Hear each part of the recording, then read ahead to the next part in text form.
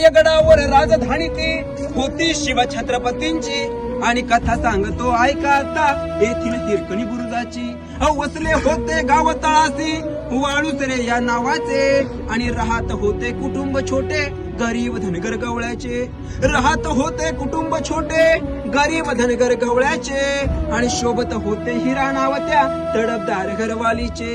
एके दिवशी दूध घालिता हिरा क्षणभर विसावली ध्यानी नाही आले तिच्या बंद झाले गडाचे दरवाजे.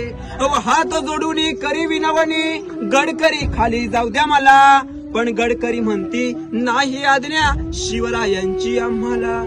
बाळाचे हे 8वे रूप झाली माऊली वेडी पिसी आणि कडा उतरून धावत जाऊनी बाळाला ती घेई कुशी. हिराचे हे धाडस पाहुनी महाराज स्तंभित झाले आणि त्या हिरास साडी चोळी देऊनी प्रेम सन्मान